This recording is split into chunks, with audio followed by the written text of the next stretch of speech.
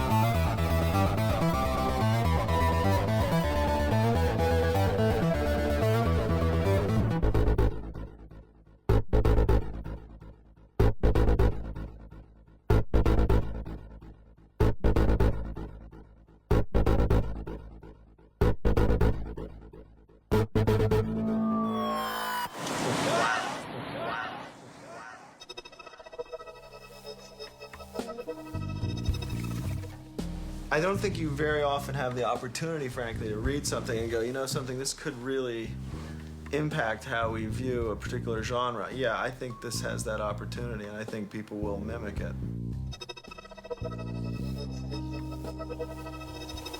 Here they come, ladies and gentlemen, from Chicago, Illinois, the Wachowski brothers!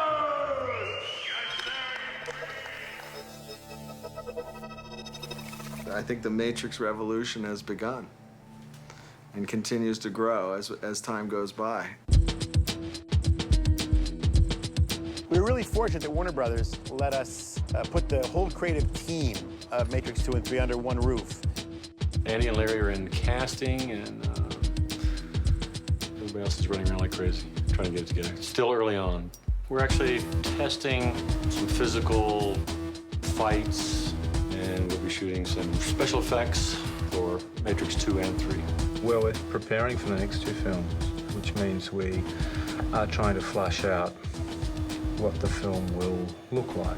We're trying to organise head castings for the actors so we can design glasses and helmets and head things for them. We've got concept artists working on the movie. It's about 5 times as big and 10 times as difficult to put to paper.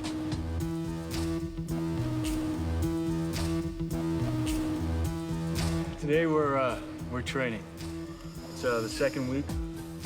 Mr. Weaving, Agent Smith is over there learning how to fly punch. There he goes.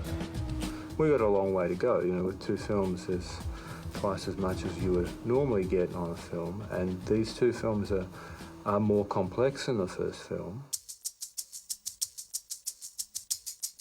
When we made the first picture, nobody really knew we were doing. We were kind of under the radar.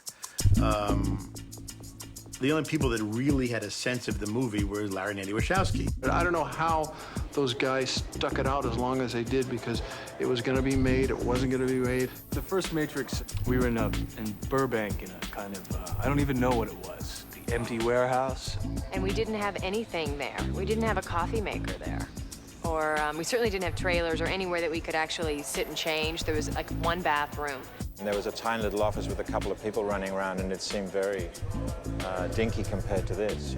Sort of like the difference between working at NASA and working in like a cave. Well, I remember, it was like a big accomplishment to get a drawing board. Just to get them to write a check at that time early on for a drafting table was a commitment that they weren't willing to make. And now we have this, really wonderful facility. It's really a dream come true.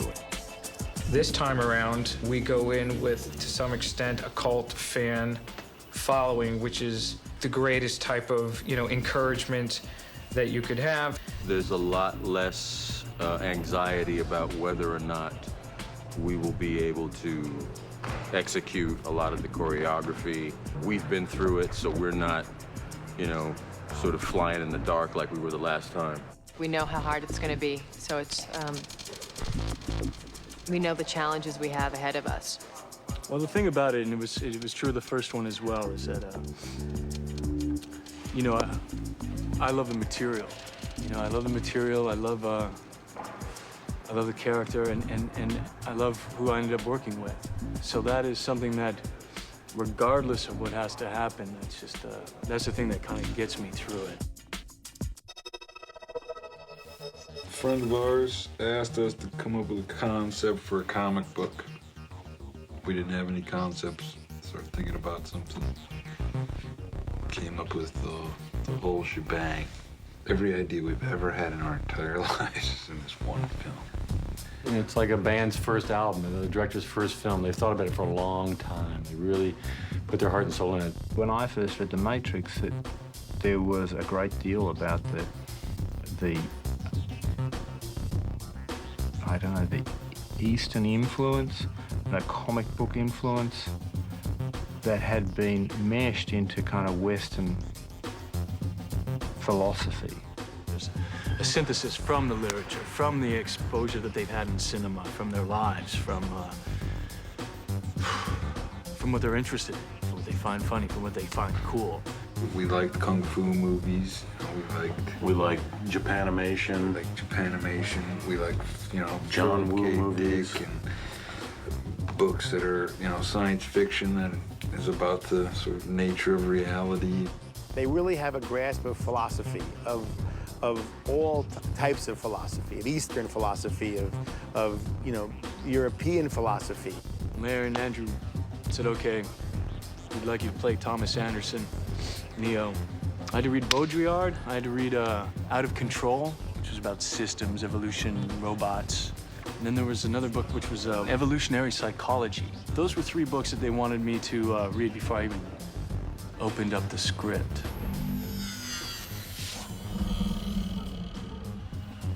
Well, I mean, I guess for myself, to play Thomas Anderson, he was searching for the truth to his life. He felt that something was wrong.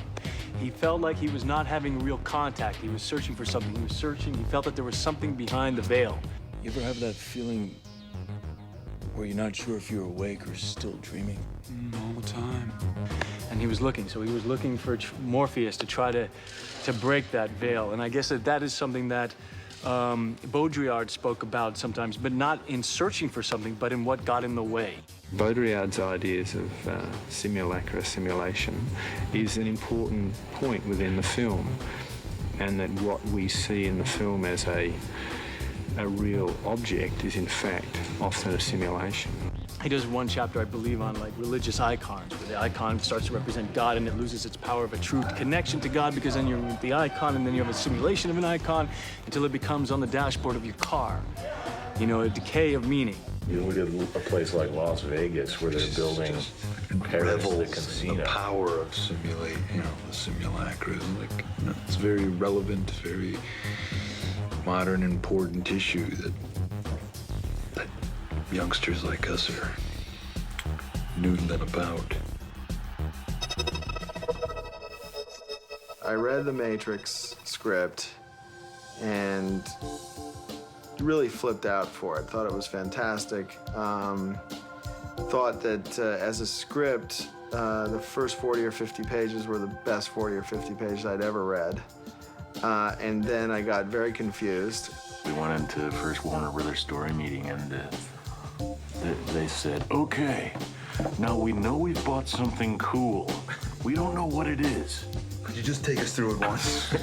When I first read that script, I went, wow, am I in the Matrix or am I in the real world? Kind of, how do I get my head around all this? I have to say I didn't understand the script. I mean, I understood the script well enough to say I liked it, but every time I reread it and every time we got closer, I understood more and more and more and more. I had questions forever, and they would have constantly tried to change their plot, and they were, now, Bill, you just don't understand.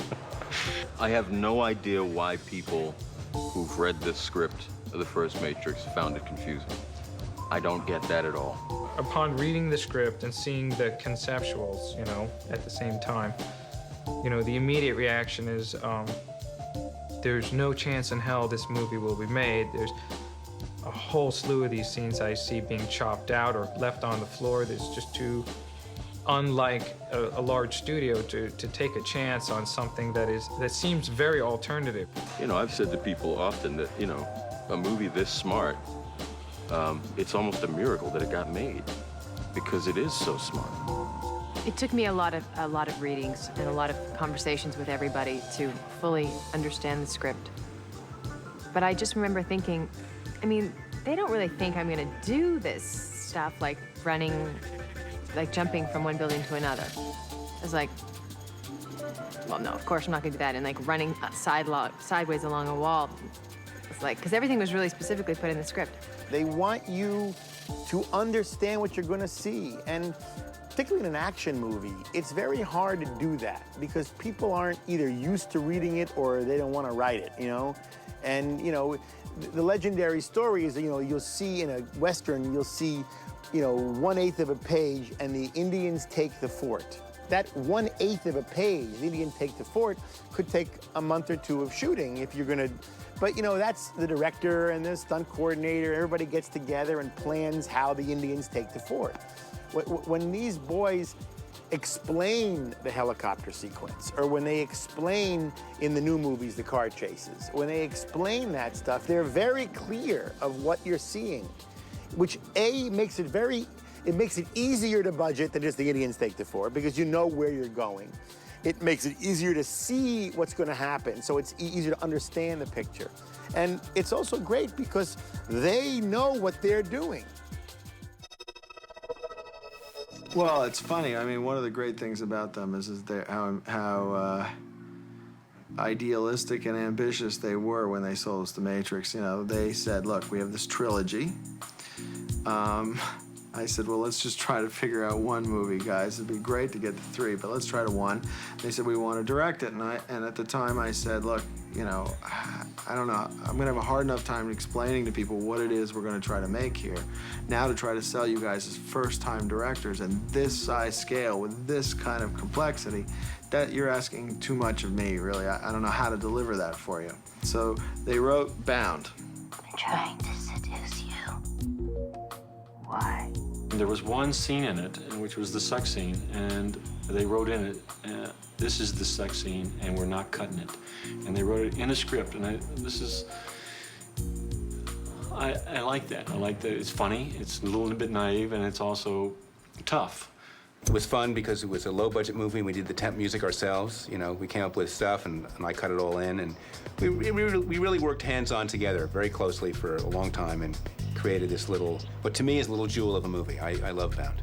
I remember when I showed Terry Semel Bound, he was so impressed with it because they had just made a picture here called Diabolique that was not that effective. And I remember Terry said, God damn it. I said, this thing probably cost a fraction, he was talking about Bound, a fraction of our picture, and it's so much more interesting and exciting, and God, those guys are good. So that was the desired response. At the end of Bound, when we were totally exhausted, and I think it was our last day, they said, hey Pope, you want to do a $100 million movie next? I said, no, absolutely. I don't think you should do a $100 million movie, and even if you do, I don't want to do it. Because I know that the more money you have, the more heat rains down on you. How are these guys gonna make the jump from a $5 million movie to a $65 million movie? And I was afraid for them. I kept trying to talk them into, let's do a $20 million movie, let's do a $10 million movie, let's work our way up. And they didn't listen to me, thank God. I remember thinking, well, that's a lot of money. Well, they went from Bound to this big movie, and I know Bound was so great, but you know, a lot of times it doesn't happen. Studios aren't that trusting with people. And after spending an hour with them going through the storyboards, I totally understood why someone would trust them. So few people understood the original script that they decided to storyboard the whole thing so they could explain it. Nobody really understood, you know, the level of the action or the level of detail that we wanted in the action sequences and the conceptuals. So what they really wanted to sort of jazz them about was, you know, the action sequences, which were You know, like I said, very Hong Kong and comic book influenced. You know, comics are graphic type storytelling when you can freeze a moment and make an image that sort of sustains and, you know, has that kind of power. You can't really do that in film either. We tried to do that. They love comics, and they worked in the world of comics. They wrote the first comic book that I ever got a chance to work on way back when. My big break in comics was called Ecto Kid.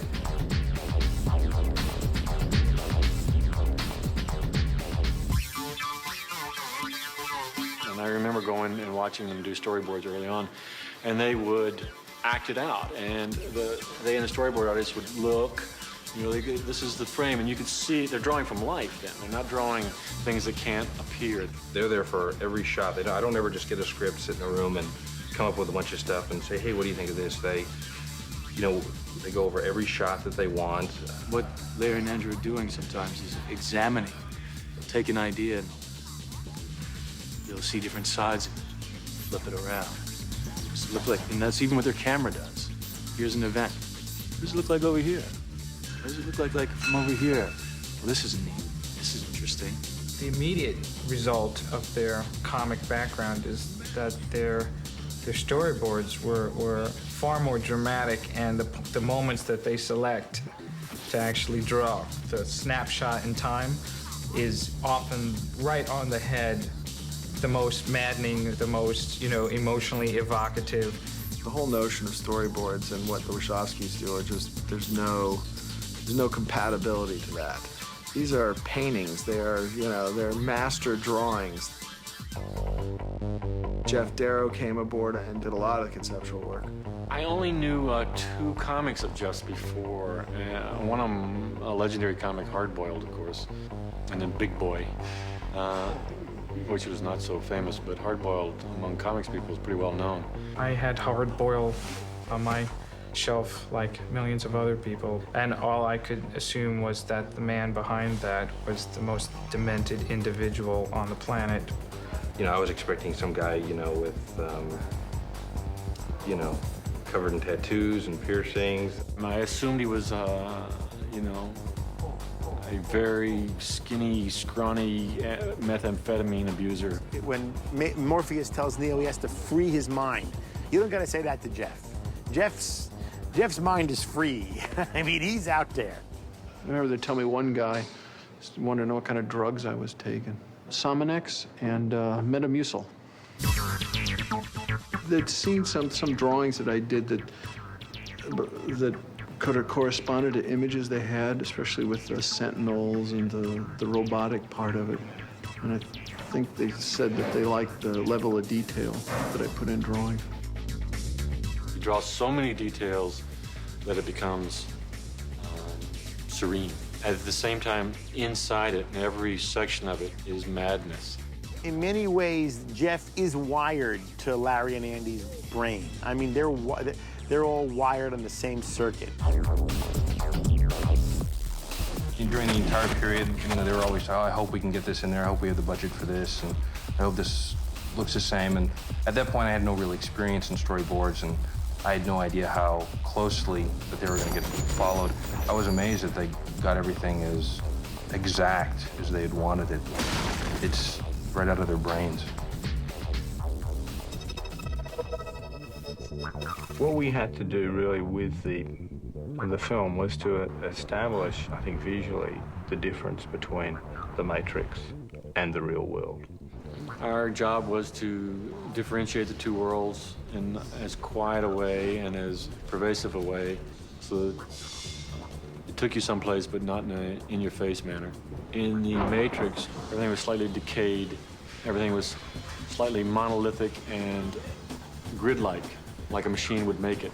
And you notice in things like the interrogation room or the government office, there are grids on the walls, there's grids on the floor, there's even grids in the ceiling. And so we're hoping that that will convey a feeling of artificial control, if you like.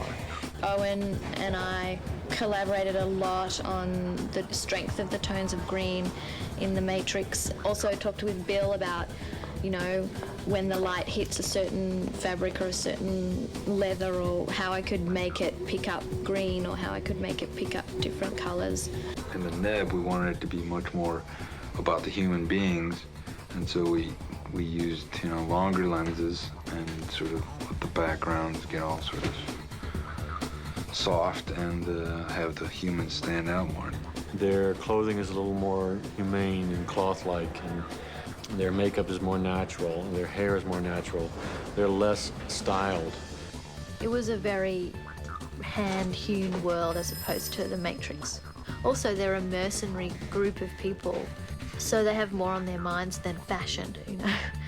The Matrix would always have like a green bias to it, whereas in the real world, we went for a blue bias, and we avoided green, except for Tank's console on the Nebuchadnezzar, which has got green code in it, which is, of course, the Matrix. So all of those things, which might not seem a great deal to anyone else, for anyone who's actually trying to work out the nuts and bolts of the film, they're kind of like revelations, if you like, you know.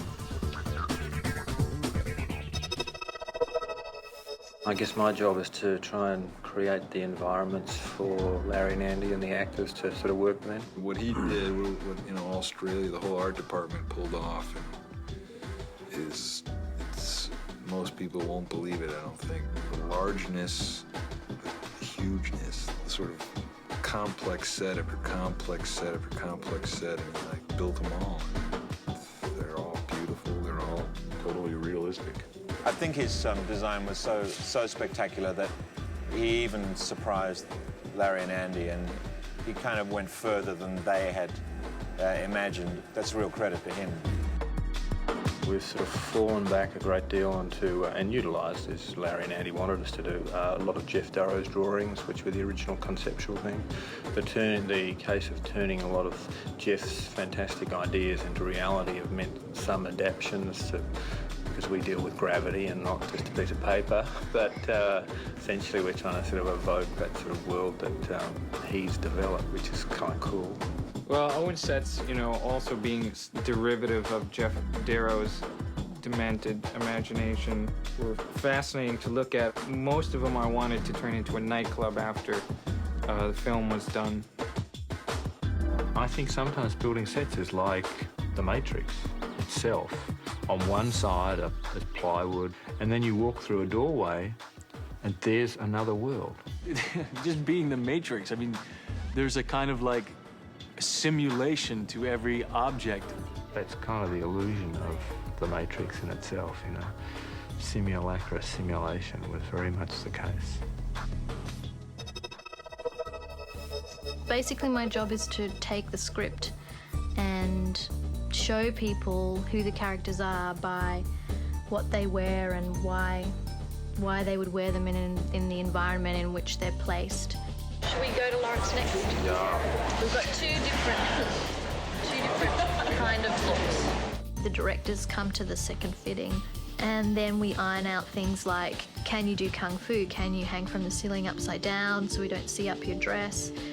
You know, we work out all the practical considerations, and I might use 3 different types of fabric for the same costume. So one might look the same but be stretchy because I have to put it over harnesses or body armor or, you know, bullet hits or whatever.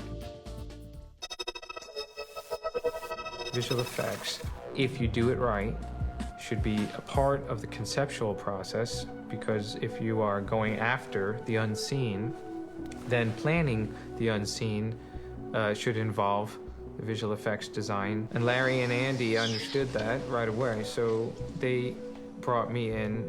It went during this time of development. We were speaking before of the sort of impact that comic books can have in terms of their frozen graphic moments. What we really like about slow motion is that it sort of brings some of that quality to action scenes, but what we also like is we like to move the camera. So we started off and we had this concept of shooting something in slow motion and moving the camera at regular speed. And Bill Pope, the pussy, wouldn't strap a rocket to his back. the discussion was, we put a rocket on, you know, on a dolly so that it zooms real fast. Well, that wasn't really practical because, you know, you wouldn't really be able to focus and see the shot. So it had to be some sort of effect. Somewhere along the line, they connected up with John Gate. I don't know how. When we started preparing the first movie and started looking for a visual effects crew that would work with us, and we went to all the, you know, usual suspects. We went to ILM, we went to Digital Domain, we went to all these entities that are you know, well thought of in the world of visual effects. Gated was not part of that group. I mean, he was outside that world. You know, they showed their boards a few places. Each time that they had done that, they tended to have a similar reaction. Faces turned white, or some proposal for physical camera invention that would effectively end up with the camera exploding because it would have to move too fast. It would be, you know, connected to a rocket sled or something like that in order to achieve their shots. John's idea was to replace it with hundreds of still cameras, so that that's really what a moving image is 100 still images. He can make it look like a motion picture image rather than a still image. Bullet time is basically like mind over matrix moment, or a moment where we can see, you know, time in, you know, the speed of light or the speed of sound. I remember the first test I saw was an exploding trash can, and he froze the flames and the explosion in midair and moved the camera all the way around it. Yeah, bullet time was really the technical hurdle, but the conceptual, you know, nut to crack was the portrayal of the real world, which was, oddly enough, the most bizarre part of the movie, which turned out to be the place where, you know, horrendous, hideous biomechanical beasties lived and ruled and enslaved mankind and all of those things. I tried drawing the Sentinels and I didn't get what they wanted. And they called in a couple other guys and they had them do it and they couldn't get it. And I talked to them a little bit again. I said, let me have one more shot at it. And I drew it really, for me, razorly fast. I drew it in one morning because they were going to Warner. And they said, I got it. And that was the basis for what the Sentinels turned out to be. So I was real happy because I think they're like the villains in the movie, and it's nice to have a piece of that.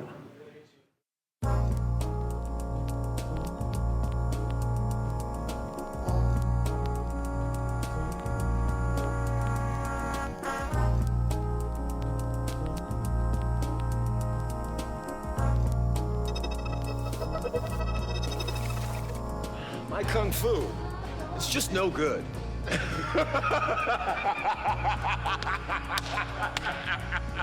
We're hoping to shoot the kung fu the way that Hong Kong guys do, which is have the real actors exchange 4, 5, 6 punches, to choreograph the fight like a dance, let it sort of happen in front of people instead of just creating it in the editing process. And that required all of the actors, all the 4 major actors anyway, to undergo some massively intense study with, we think, one of the best Hong Kong choreographers, Yuen Wu-ping. 同香港有啲唔同嘅，即係香港如果演員或者平時拍一般動作片咧，即係演員打得梗係好啦，但係有啲演員動作做打啦，有啲演員未必打得嘅，做唔到嘅。通常我用替身嘅。 Larry and Andy kept saying to me, we want the actors to actually be able to do the kung fu. We want them to do it. You know, I would say to them, you know, what's the big deal? Let's get the people who can do the kung fu. But the boys were convinced that they wanted to see these actors doing those things themselves. Actors always bring more to believability of it than a stunt person is, no matter how good they are. If you can raise the actors up to the level of the stunt people in the action, then you've got the best of both worlds. 開始兩兄弟 Ray 同 Andy 都已經識咗4個月嘅時間訓練㗎啦。即係我自己感覺上咧，就應該唔使係咪啊？應該即係2個月都已經好足㗎啦嘛。啊，可唔可以即係睇佢哋啲動作打拳一腳都唔似樣咧？我都頭暈啊！我驚4個月都唔得。Sorry. We were very upfront with how demanding we thought the film was going to be. And we were just hoping that someone would be crazy enough to do it. I had no idea what we were in for. You know, they said 4 months of training. I said, okay. When I first talked to Larry and Andy, they said, you know, there'll be lots of training, kung fu training, and are you okay with that? And I said, yeah, sure, that's no problem at all. And I guess I didn't really think about it enough. I totally knew because I screen tested for 3 hours doing this stuff. This was part of my screen test, was 3 hours of what we do, straight, without like other actors to have time so that I can have a breather. I'll tell you one thing, those first 2 days kicked my ass. After the first day, I was so shattered and so shocked, and I realized I was so unfit. And we had so much to do. And I was working with these incredibly skilled Hong Kong performers who were looking at me like, he'll never get there. 見到佢哋打一拳一腳都唔似樣嘅，我已經有少少暈暈地啦，係死啦啫，咪就決定從基本功學起啦。佢話基本功法咧，即係從開始腿功啊、壓腿啊、練腿啊。 We started actually the last one on these bars. They had the bars, and you just kind of put your leg up. As we would walk in and say, "Hey, Hugo, get your leg up." We'd all get our legs up. Get your leg up, Carrie Adden. Good morning, Keanu. Yes, get your leg up. And then you kick. Put some music on, and you kick for about 45 minutes. We're kicking and we're kicking and we're kicking and we're sweating and you're sweating and you're grunting and you're going, ow, you know. And the next day you come in limping.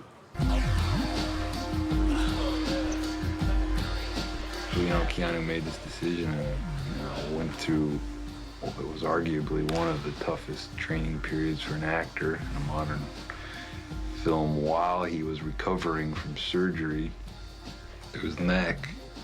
Yeah, coming into the training for the first one, I'd had a 2-level fusion in my cervical spine. I was getting paralyzed. So I had the surgery done. And then it was just a waiting game, just to see if it would fuse. But it really hindered me a lot in training because I couldn't train kick for like two of the 4 months. It was devastating to like watch because I was always like, oh, like it hurt me to watch. 即係戴頸箍嘅時候咧，我知道條頸有時咧，我哋出拳嘅時候，盡量唔俾佢做嗰啲大動作啊，出拳嗰拳嘅，即係盡量叫係。 壓腿，開一字馬，同埋集馬出拳啊，即係練嗰啲基本嘅嘢，即係唔俾佢太大動作喐嗰啲先。Wu Ping, the fight choreographer, was very nervous. And if you notice in the film, I don't kick that much. I do a couple of wire kicks, but I don't kick that much because I couldn't. The Chinese have this saying, you know, you pick a job you love, you never work a day in your life. We're all. I mean, we're playing out there together, you know. There's a lot of playtime that goes into this sort of hard work of the training process and the choreography and the fighting and all that. We have fun with each other. And Wu Ping is largely responsible for setting that kind of tone. He's second generation. There's such a wealth of knowledge and experience. Him and the people that he works with are great teachers and, you know, instructors. Yeah, well, we basically had the basic structure, the big broad structure of how we wanted the fights to work. And then he just would rough in the fight. We'd do some things, we'd see him, we'd decide what we liked, what we didn't like. What we had in mind was just being able to see the guys jump and hit. Jump and hit. In the 2 shot.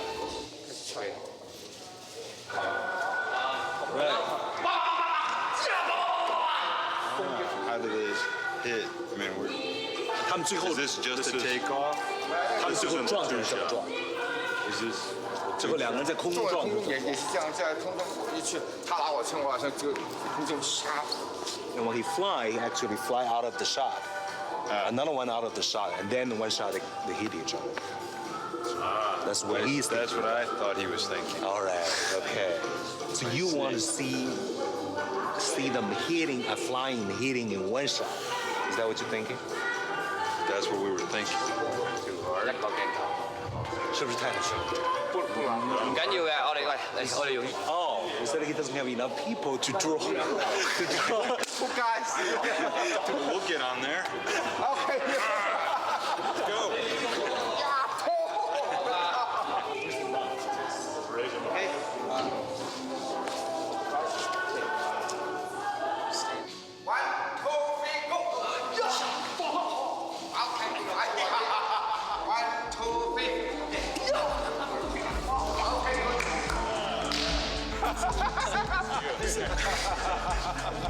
Both Wu Ping and the Wachowskis are working on the shots. It's all videotaped.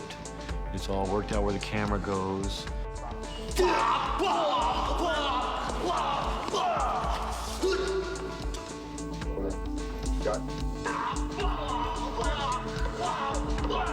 And then basically they would start training the actors with the team to learn those exact moves, and they would just practice it over and over and over and over. Sure we don't move on that? Just stand still, huh? Yeah. Okay. Coming at you. I mean, the dojo fight with Keanu and I can't even tell you how many times we practiced that. And, like, just the first part of it. You know, we spent like the first 2 months on just the first movements. You know. He would look at us and develop with us, collaborate with whatever our body styles were, what our style was. He'd let that develop. 只每個人就強項個都差唔多啦。我 K 人嗰啲就即係女人個身形美感嗰出，我俾威一教佢威一跳啊彈啊，即係走路啊，即係個姿勢靚些少咁樣，即係佢呢啲係佢強項，佢動作即係有少美感咯。啊 Lawrence 咁樣咧，佢本身，我覺得佢本身可能天生嗰種彈跳好啲啦，同埋 Keanu 咧，我覺得佢就好勤力，不過即係次次覺得自己好似好唔夠咁樣，即係有時點解我哋禮拜日休息嘅嘛，有時禮拜日都要求我哋再練啦，即係練好啲，即係我覺得佢即係。Keanu 咧，佢個性格就好勤力，好想做好件事。So maybe, come in. Bang, bang. Bang. Maybe I can go. Can I go like this? Yeah, no problem. And then step in. Oh, yes, no problem. And then bang, bang. Yes. Hugo 咧，我覺得佢就比較硬淨啊，即係好似好啲人咁，佢真係好似嗰啲人咁啊！即係佢係好硬淨。Okay, good. Not too much pressure, but enough, right? Solid, yeah.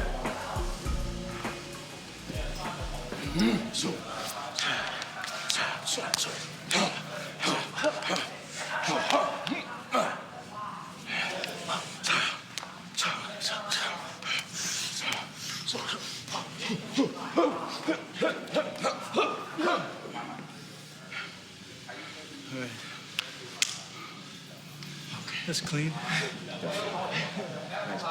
The American training. Good. It seems ready to go to Australia. Well, yeah, I think we were ready. I mean, I know I was ready. Let's go. Let's go. Let's go.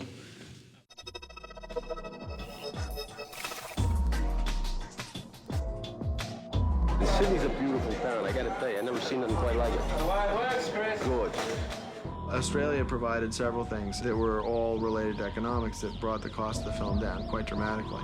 It's odd that the studio was so hands-off with fairly new directors. I mean, they had done Bound, which was a great film previous, and I'm sure they had confidence, but obviously the budget had escalated quite a bit further than Bound's budget.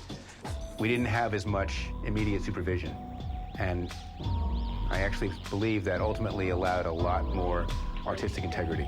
That's one of the reasons why we ended up going to Australia. I think the brothers knew instinctively that a long way away is better, especially for your first big movie. No, we saw it as a way of Making a movie. making the movie. Could have gone anywhere, basically. On the first day of the shoot, we had a kind of blessing, a Buddhist ceremony. We had a big pig, big feast. Let's get some fruit, some candles, some incense. Auspicious day.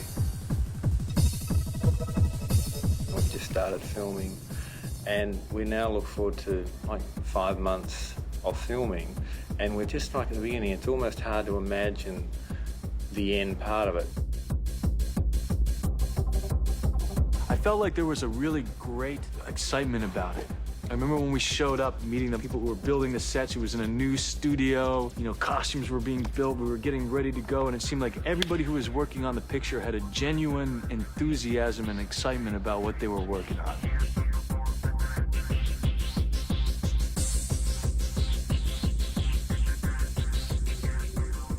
I was feeling really good, and then I got the news that my neck didn't fuse. And so we had trained. What we try to do is train for the train and then fight, and then do the other, you know, and then train, have a chunk of time and train and fight. And so I was ready to go, and then they said, you can't fight. And I was like, yeah. We knew that his neck was injured, and the schedule was backloaded action-wise, so that in the beginning of the schedule, Keanu could do quieter scenes, and as he became more healthy, he could do the harder fighting scenes. Action.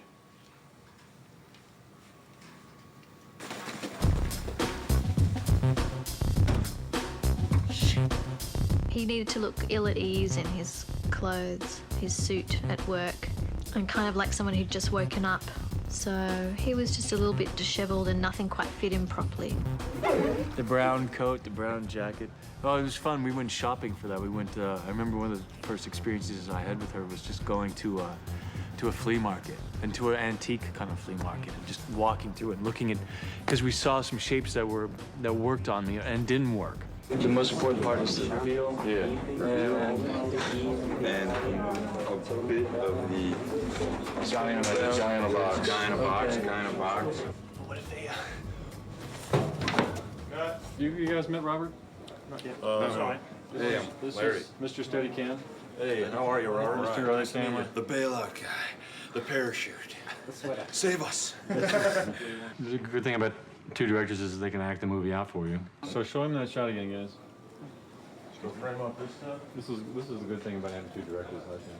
They can act out all the scenes, and they can. Action. Oh, God. Somebody's gonna be here. We're gonna have somebody doing photocopy. Nice to see you. We'll see it, and he'll say something. Stand by. Action.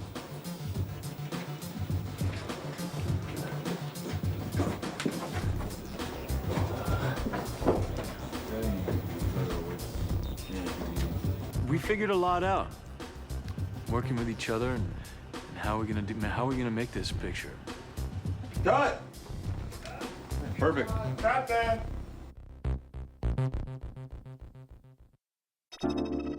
Keanu's first trip back to the Matrix. This is Keanu. Once the veil has been lifted from his eyes, the first time back in the Matrix. That's his trip in that car through Chinatown. Then I go for the jump and free my mind. I mean, I've tried to free my mind and go for the jump. I learn I can die. And then I learn I can die in the neb. And then I find out that I'm not even the one. The thing that used to convince him before he was told the truth, it now looks remarkably fake. So green screen is too sophisticated a technique. We can make it look real. So I wanted to use something as fake as Hitchcock's old rear screen projection. The same way, you know, Cary Grant looks fake driving down the street in North by Northwest. They got a pretty cool quality out of it. I mean, it's an unusual thing to do these days, true, but the colors were nice and saturated, and the sort of defocused nature of it made it very dreamy. Well, that was the first day I got to work with Mr. Fishburne, so that was cool. Unbelievable. But you know what I loved about that scene, it was great, was that even with the knowledge that what his life was, this kind of simulation, was that he's still fascinated by the technology of what the Matrix is.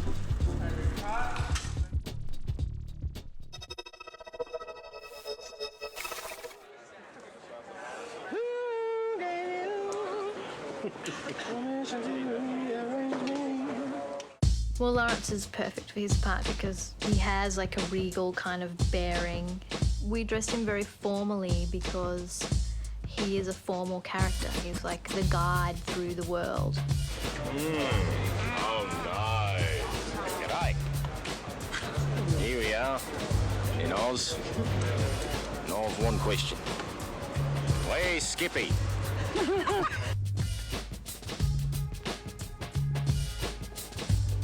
I had an idea when the sequence with the cat, where you see the cat twice, and they talk about deja vu.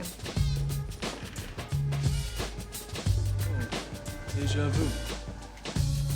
So we decided to include that in the scene near the fountain to continue that idea of the Matrix was glitching. So we cast a lot of twins and triplets as where we could and then costumed them identically. And I don't know if many people would notice it, but we thought it was a good idea. Okay. You want to put some twins in this? I've got twins over there. I mean, how many twins do you want in here? Could you pull a couple nuns like right to the second row? The Matrix is a system, Neo. One day, one day I will no longer just be a computer nerd. I will be a superhero. I can fly. Stop it! Stop! Oh! They agree on everything. What does that tell you what I think of your idea? Were you listening to me, Neo?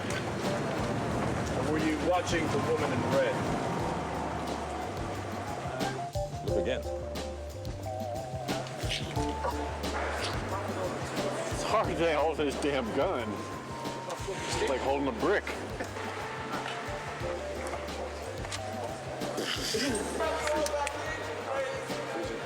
So you liked this better than anything, or nothing? Freeze it. Just freeze it. Try it clean and naked. Clean and naked.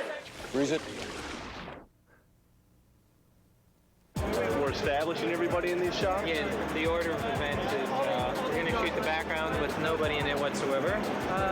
Then we're going to shoot the fountain with a really closed down shutter, which means like when you shoot those water commercials and you want them like super crisp. Then we bring in the crowd.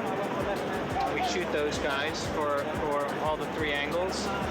And while the people are walking through the frame, we're going to ramp the camera from 24 to 96, right? And in that moment, we're going to stop. We're going to pick a frame that looks crisp and digitally hold that frame for the rest of the scene. So everyone's like stuck. This isn't the Matrix. No. It's another training program designed to teach you one thing. If you are not one of us, you are one of them.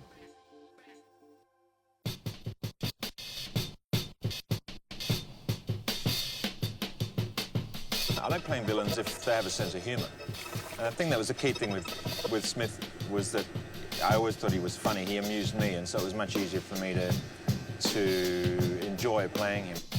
We wanted to subconsciously convey like the idea of a secret agent look, and that kind of 60s silhouette seemed to fit really well. You know, JFK undercover look seemed to be the right one. I was actually very excited when we got to do that scene because I felt for the first time I was actually acting. I was actually involved in something that was gonna extend me, I suppose. Door.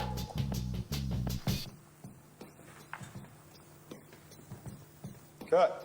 Suddenly, after all these months and months of kind of preparing for something, I felt like I was actually involved in it. To work with Hugo Weaving like that was just, and to see what he was doing as Smith was so fantastic. As you can see, we've had our eye on you for some time now, Mr. Anderson. It seems that you've been living two lives. We tried to just go for a very neutral accent, but a more specific character. And the character kind of evolved that I wanted him to be not robotic, but not really human, and more like I kept thinking about a 50s newsreader or someone like that. It's Walter Cronkite. It sounds like, you know. That's what he said. And that's the way it is, you know? So great. One life, you're Thomas A. Anderson, program writer for a respectable software company. And also, the more I hung out with Larry and Andy, the more I think I picked up on their rhythms. Larry and Andy both have an incredibly deep voice, and I think that kind of Agent Smith started to kind of talk a little bit like that as well. One of these lives has a future. One of them does not. Somebody said he was imitating us at one point. We fired them. How about I give you the finger and you give me my phone call? To play what was going on, that kind of scared, but also kind of the you know, the kind of some of the chutzpah that Thomas Anderson has. You know, fuck you, man, fuck you. I keep getting into this attitude when I do it. Like the guy just turns into this guy. Like, I feel like I'm like some '70s hippie guy. You know what I mean? I really feel like I turned into that.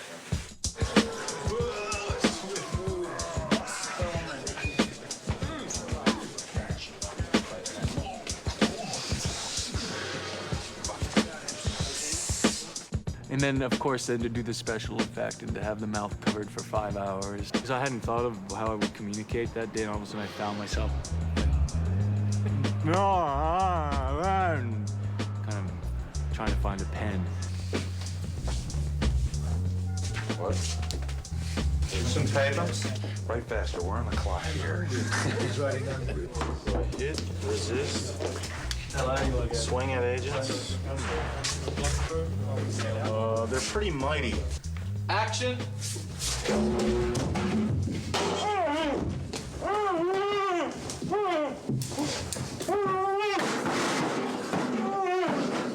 You're going to help us, Mr. Anderson, whether you want to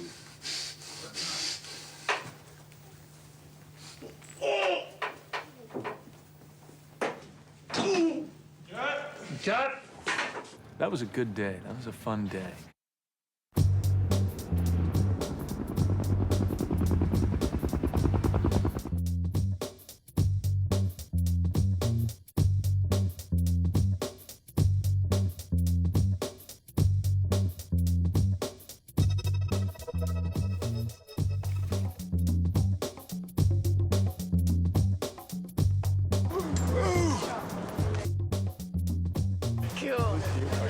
That was great.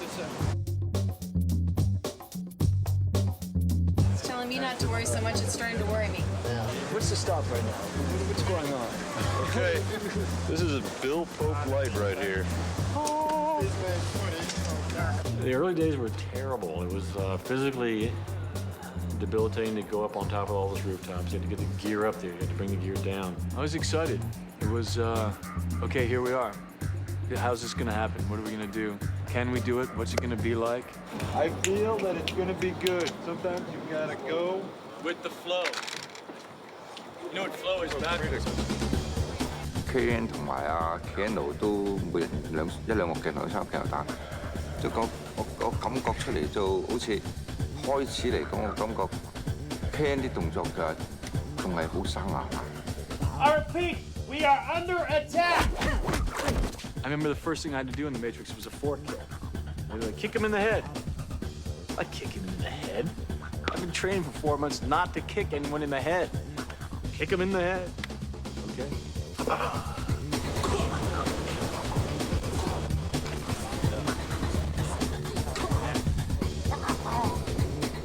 Keanu 有一個鏡頭，即係捉住人，即係啪啪啪啪踢幾腳嘅，踢幾個基本上個前邊有幾個已經 OK 啦，佢仲想要好啲，所以我嘥嘅我哋就要 cut。Keanu 好似有啲唔高興，我點解唔俾我跑啲？即係我同佢解釋話，我哋係專業人士嚟嘅，我哋話 OK 就一定 OK 嘅，你放心啦咁樣。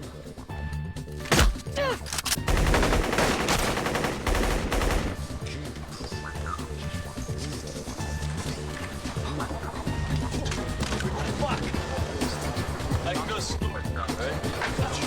Fuck, that sucks. Action! Die! Cut! Oh my gosh, and that first day we did it on the rooftop, I woke up with it, like my neck went out and I couldn't move and I was crying, you know, thinking, oh no, and they brought a masseuse over to get it out and we did it. Thank God for Advil. Oh, yeah, very good. Yeah. And act!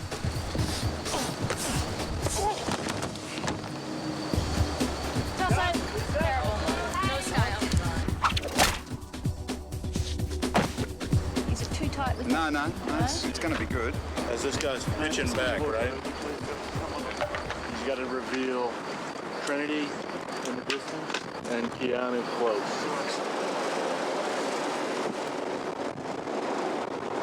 Is it a thud or is it? It's a good test run.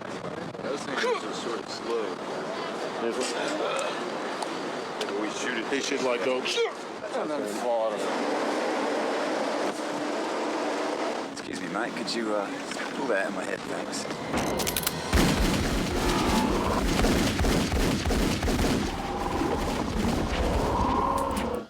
Trinity! Help! There you go from the 150 to Trinity. Help. Oh, you want to be in on? Yeah. Let him go down here. No, just let him down. Yeah. Cut! Was the second The second one was good. Yeah. It was okay? That was that's what the Okay, so you got that one. Okay. Well, this isn't bullet time. This is bullet time action. That was the backup plan. We had not completed making the special rig that we knew we needed to do the real shot yet. We wanted to make sure that we could do that scene if the bullet time process didn't work. And we had all these rehearsals with stunt folks. You know, there was some rigidity about it, or there was something about it that just felt clunky, and we were really worried that Keanu would not be able to even go that far. We do one where he goes 2 and try to start back the other way. And all of his performances were much more fluid. That there was this extra inertia, emotional inertia that allowed him to stretch his body into that ultra limbo-like position. Yeah. This one's first? Gun? I mean the hit. Yes. Okay. Okay.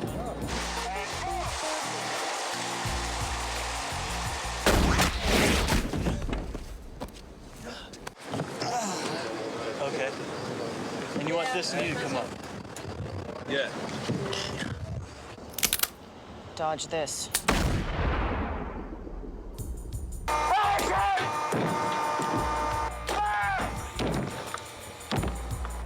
Okay, let's complete checks, please. Anybody shoot?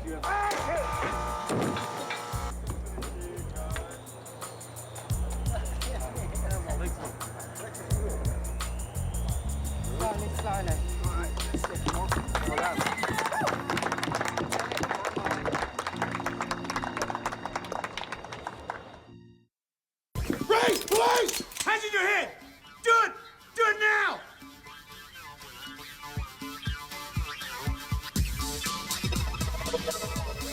Trinity wore the most bare skin of everybody, so that you had that distinct difference between something black and shiny and kind of metallic looking and then somebody's flesh. We spent a lot of time experimenting with, what different fabrics did in different types of light so that we could get Trinity really like a mercury oil slick.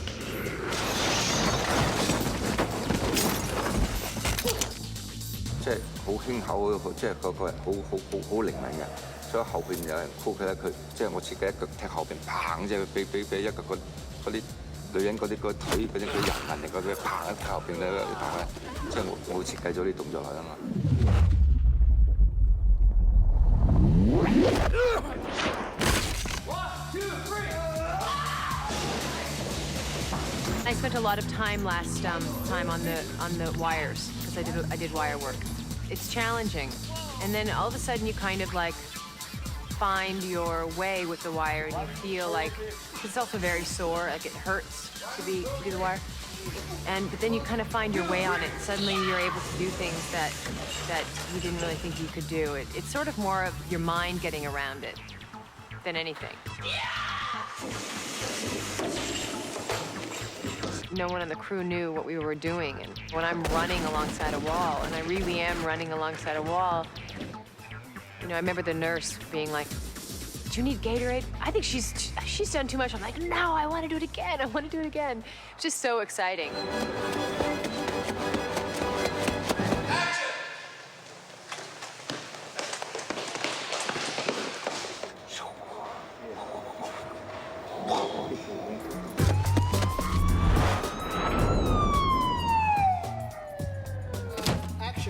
Stunt people don't like work on wires all the time. You know, it's sort of a specialized thing. And so my stunt double, it just didn't feel right watching it. And so Larry and Andy were like, they turned around, looked at me, and I said, "Okay." Try it. So a bit changed? Yep. And I got up and did it.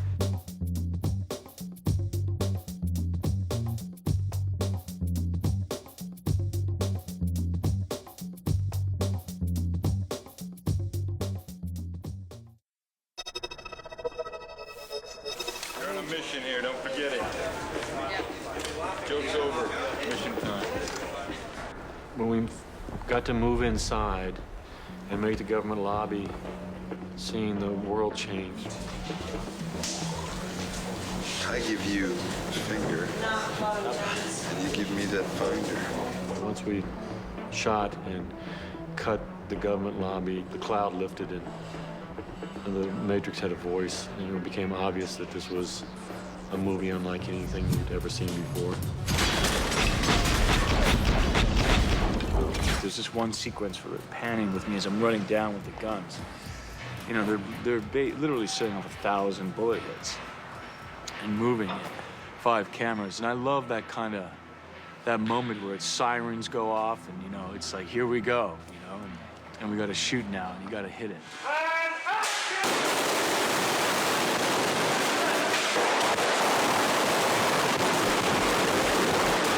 They said, we need a foyer for an office building. And it's kind of like a mausoleum, you know. They wanted to be able to run along the walls. They wanted to be able to do cartwheels, so you obviously had a lot of wire work, so you needed to build a set that you could either access from the middle with wires or lower parts. Would you please remove any metallic items you're carrying? Keys, loose change? Holy shit! He needed clothes that would be practical within those actions. And he had a lot of guns to carry, and he had to conceal them. I wanted him to have a bit of a gunslinging attitude. Got it. And then you just keep rolling. Ready? I wanted a very specific, very stylized approach to the destruction. Basically, we wanted to be able to have these concrete pillars be reduced to apple cores.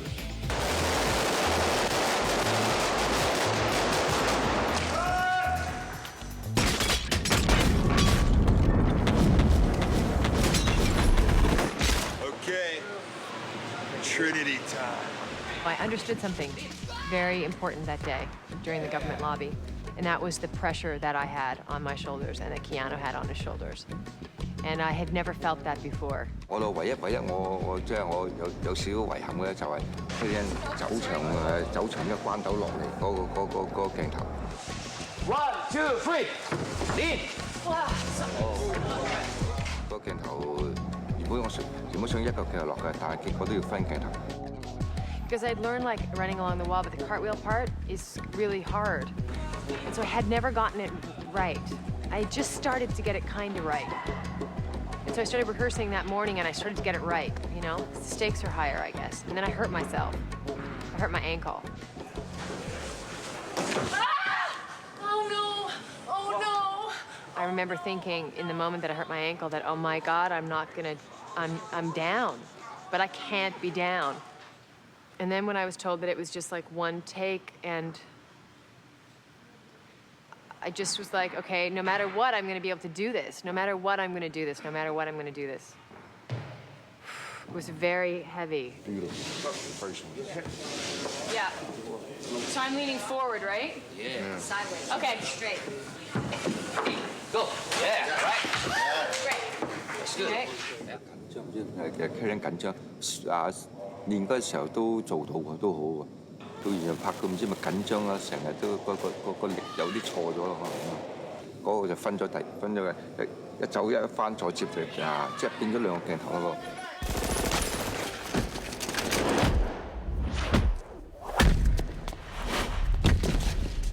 To see Keanu do that quadruple kick, and that they've been practicing for 4 months, and suddenly see it work, and it was great, great moment. Yeah! Forget the handstand. Ancient history. Be here now. You gonna rehearse? You want to? Yeah. Well, I haven't kicked with the guns, and I haven't did the coat. Good idea. Let's check your frames. Let Reeves warm up. We would do it. It wouldn't be good enough. They would talk. Then they'd come over and say, well, it would be, could you get it like this? And then we try again. That's the way it should be. You try it, you look at it, you do it, you talk. You know when to leave it alone, know when to keep going. I tended to not know when to leave it alone and to keep going. Hands. That's okay, right? American style. Good take. No, Kung Fu style is good. Well, I don't know, because I want super take. You know, what I called super perfect. He was the last to give in. He was the last to say, this is the best we're gonna do, and let's move on. You're gonna do better than that. Well, you have a good end. Actually, you have a good end here. You have a good quality. Good. Yes. Yeah. Yeah. Okay. I'll try one more. Okay. He wants to try If you do one, you do two. Okay. If you do one, you do two. Two more. He's a perfectionist, and he felt that there was something special about the whole experience, the whole picture, the whole everything, and he wanted to get it as right as possible.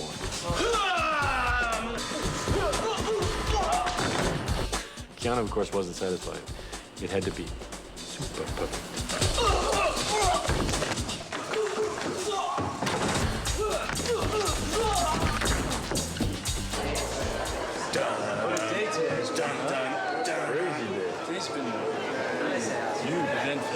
And action.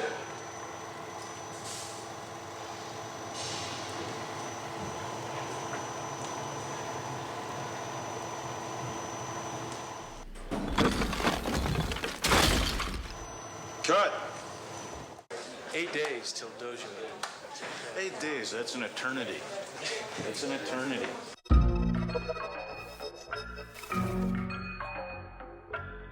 The idea was a traditional Japanese style building, or at least that influence set up for fighting. The dojo, in fact, had been built well before we actually were going to shoot. And because of the injury to Keanu Reeves' neck, we couldn't actually film that set. So the actors had rehearsed in it for about a month beforehand. This is the moment you've been waiting for! Oh, good morning. Here we are. Let's get through this. Day one of shooting, technically. It's day one. This will start. That's where that's. There he is. All right.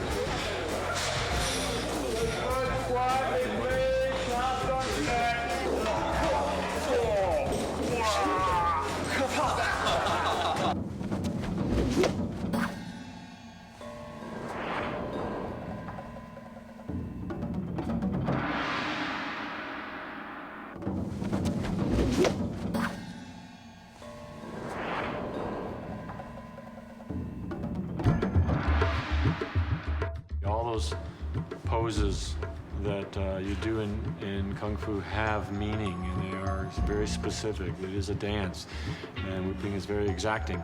And I think a lot of times that the brothers were looking to Wu Ping for his, you know, seal of approval on whether or not we'd executed it the right way.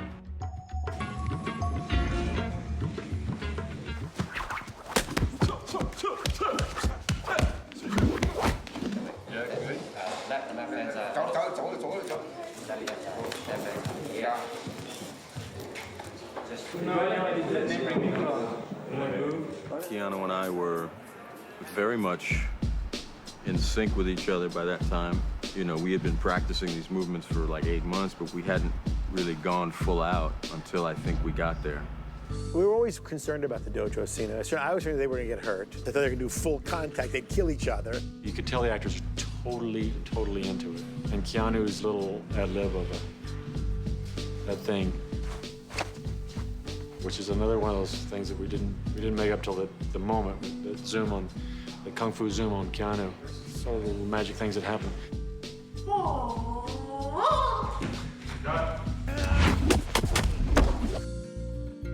We did 21 takes of the 3 kicks.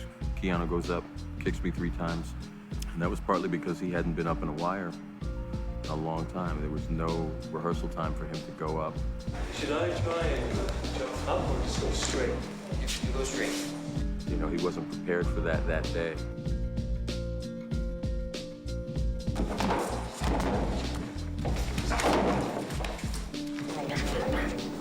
No, fucking wing jump. It's hard to see your friend be so hard on themselves. But that's just his, you know, you kind of have to leave room for people to do what they do, you know? And he's not always like that, but, you know, there's times you just, you know, your heart breaks because you just wish he wouldn't be so hard on himself. Yeah, all right. That was better kicking. I couldn't get the triple kick. I couldn't do it. I was in this harness and I was like mad and I'm screaming. I just can't fucking do this fucking kick now. Just let me fucking, we'll just shoot on fucking Monday, okay, man? Cut. Good kick, right? Bad hands. Yeah.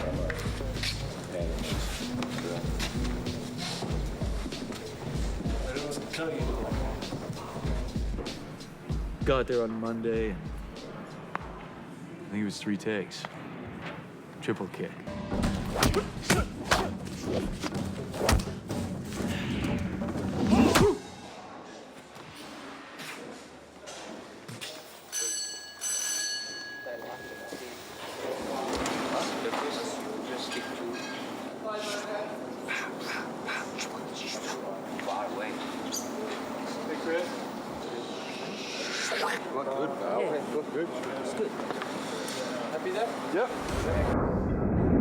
There needed to be a lot of room for Morpheus to be able to do this extraordinary kind of eagle flying kind of kick. And they used a heck of a lot of light in it. Incredible amount of light, high-speed cameras.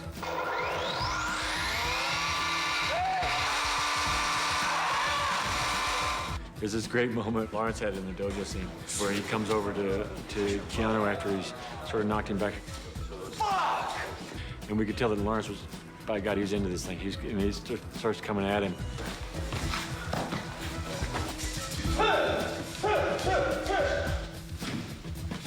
Cut!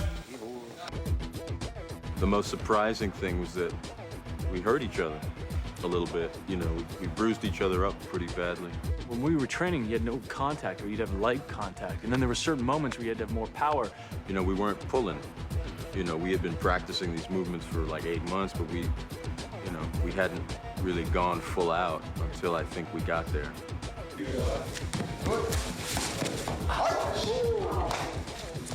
I was surprised by what happens when you smash forearms with somebody that hard, that often. There's a sequence where I fly over him, do a backflip, and land in front of him, and he turns and hits me. I got a pretty good sternum shot there. After the kung fu, the dojo scene, Lawrence and Keanu were both just covered in bruises and scrapes and burns from the Tommy mats and, you know, harness burns from the rope, from the wire work. Hey, listen, I just want to flip over, and I want to keep my hands in, and I want to kick back, and I want to tuck. Okay.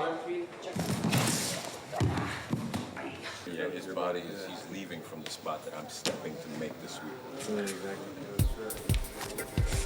And action. Cut.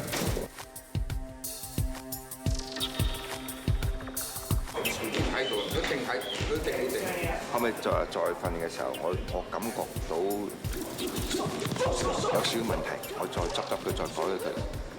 師傅教徒弟訓練，即係打佢，發出啲啪啪練功，即係教功夫打到好傷嘅咁。我改咗啲少少，到面口停就唔會打落去㗎啦。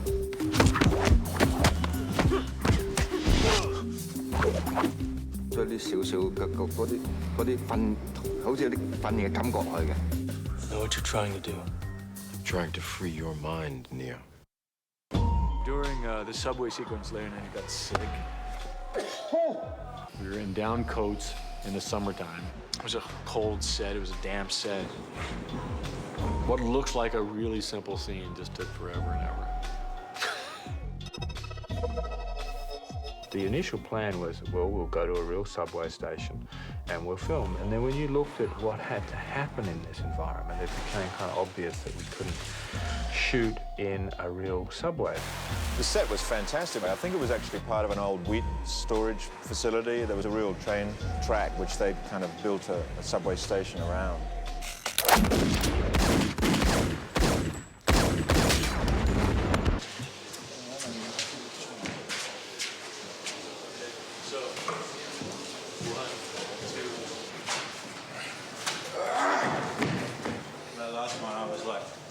Yeah, well. You want me? Yeah. When you said lower, you wanted him to start with. Yeah, lower.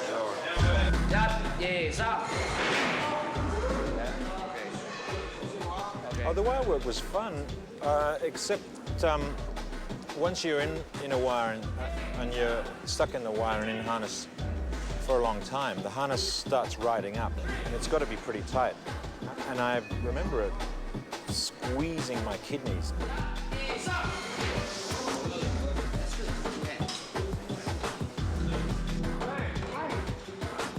If you do it right, they're fun. If you do them wrong, they hurt.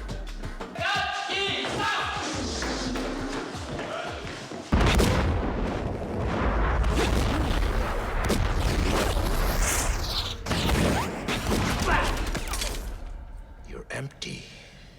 So are you. Hugo Weaving, relaxing at home. Now the gun's supposed to be at each other's. What are we doing? Directors! Yes. Okay. He's right here. Where do you want these things? Just go up to like an inch away. Oh. So don't put it to his temple. Right. Like that. Yeah. Okay. Yeah, that area. Yeah, that's good. That's What does it good. look like right against his head? Just do that. Okay, that's pretty good. Action. You're empty. So Good one. Cut. When we were shooting the subway scene, we had to really contact each other, really kick each other, really punch each other. There was major contact happening. And after the dojo, I realized that how we train and how we film are two different things because you have to have contact. And we had to start hitting each other. You couldn't just fake it because with the way they were shooting, you had to hit. Yeah, I just want to drop that. I almost dropped this my shoulder. Oh no. Okay.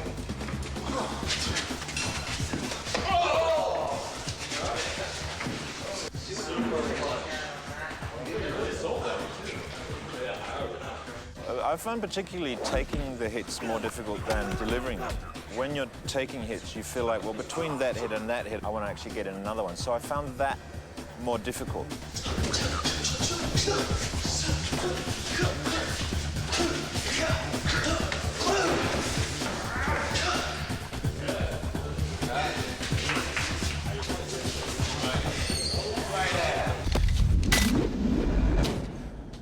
When the wire hits you, if you have your feet higher than your head, it'll fucking jack this. So have your feet lower than your head. I got to work with an exceptional stuntman and Chad Stahelski. When I speak about the fights and what, you know, the action, I think of it as the two of us.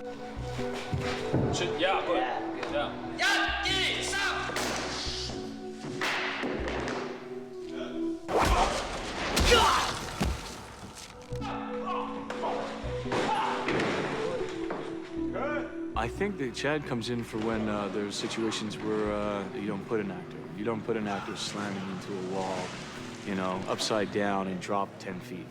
Chad did the upside down hit, and then after that, he had to do the ceiling hit where the subway's coming, and Smith is on top of him. What happens when they came down, the other stunt man, I guess Chad was on the bottom, and landed on the one knee, and I think his knee broke, and his shoulder, tore ligaments in his knees, dislocated his shoulders, broke some ribs.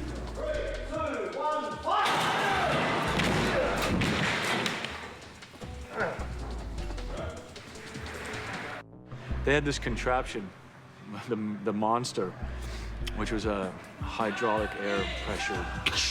It kept driving people into the ground. So Darko went from he had to crash to his newsstand. That was very scary for everybody because we thought he might have, you know, been very badly injured or perhaps even killed, and we were really worried about that, and that was a horrible evening for everyone.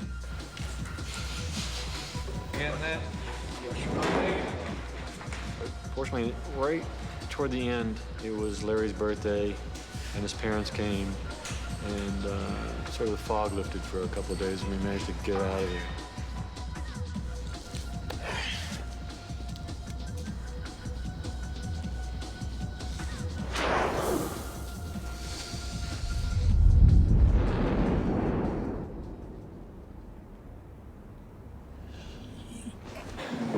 So I can get up, wife coming up, and look, I can get up, look at him. Yeah, get up, look, wipe. Almost like the wipe takes you straight in. Okay.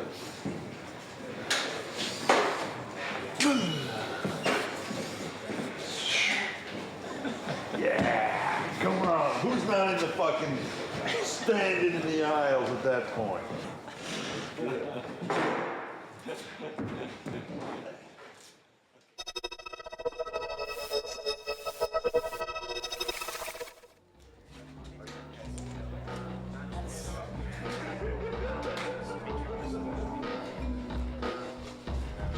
I remember sitting in there thinking I was in an office block overlooking Sydney, and there was this fantastic cyclorama of the Sydney skyscape. It was completely real, except it wasn't, like the movie. It was really cool to be able to stand up on that floor and walk from one office to another office and another office and never once lose sight of the translate. Biggest translate in the world like that? Are you interested in a stat like that, a little stat like that? Is it the biggest translate? The biggest one-piece translate in the world? Yes, it is, Josh. We did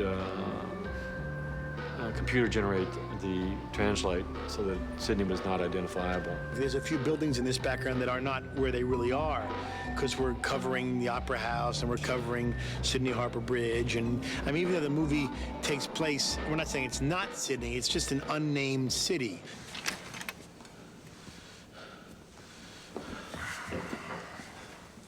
I'd like to share a revelation that I've had during my time here. Smith, prior to that scene's totally in control, cold, doesn't show much emotion, if any. And during that scene, he starts to feel angry and feel frustrated because he can't get the information out of Morpheus. I hate this place, this zoo, this prison. He's starting to smell things, and he's starting to be like a real person, and he doesn't like it. He doesn't like feeling emotions, and he doesn't like being weak. I can taste your stink. And every time I do, I fear that I've somehow been infected by it. By all intents and purposes, he would be partly human, I suppose. Partly real.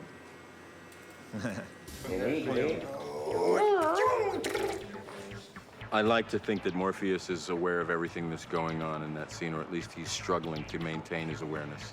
Oh, it's actually about trying It's to about hold your mind. Hold my mind in a place where they can Yeah. So I basically shut my mind off.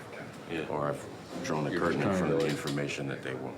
There's another part of me that was really sort of sad that I didn't have any dialogue so that I could have a conversation with Agent Smith so I could say that, you know, oh man, I played this scene with Hugo Weaving, it was great. But, you know, I did play this scene with Hugo Weaving, and it was great.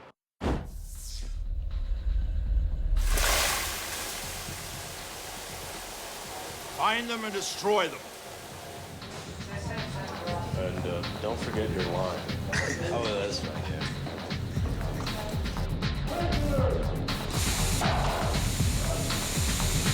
Find them and destroy them. When the sprinklers went off and it poured into the room and we were all drenched and soaked and things were floating around and it was a kind of dangerous live wet set. But it was fantastic fun. I enjoyed that week a lot. We had very difficult issues with the water. That was an early situation that the studio also was concerned. Do we need the water? Do we need the water? And the boys felt that the water was crucial. When the sprinklers came on in that set, the water that came out of the sprinklers all had to be hygienic, you know, because there were upwards of 100 people up on that roof at various times, breathing in the water that was coming through the system and breathing out it, obviously. It all had to become sterilised before it was kind of pumped back in. It all had to be heated. There were many little elements that kind of went into it. And you forget about the helicopter coming down and shooting the office up. Yeah.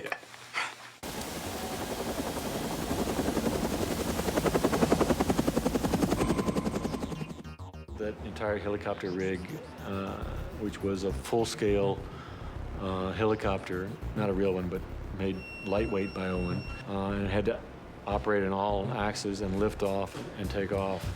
The blades were all put in later by the visual effects people. Come on, honey, take us up. Hey, baby. You in there tight? I'm in there tight. Snug as a bug in a rug. Let's fly. Or you want me up like this? That's the one. That's the look. No. It was very weird when I realized that it was all sort of rigged with explosives. You know, I had a moment's pause there. I kind of went, hey, who's responsible for this? You know? Steve Courtney and his crew built into the floor 350 air-controlled nozzles, which would, when the set was filled with water, simulate the machine gun fire from Neo, who was hanging in a helicopter just outside the window. And then you had that shootout of the glass in a particular pattern. And as you arc around that, that's when you're arcing around the other wall to get Jones.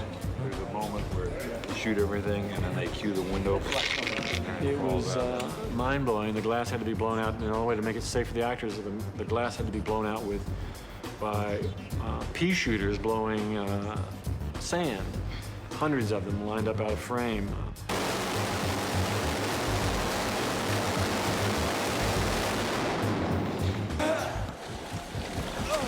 He's not gonna make it. It's kind of ironic in that to achieve what seems like a fairly simple thing to do, to fly a helicopter down the front of a building, shoot a window out and rescue someone by jumping out the window, it's been over 6 months to actually achieve that whole element, because at the beginning of the film we were shooting on a government roof. At this point we're nearly end of the film and we're still shooting that same sequence.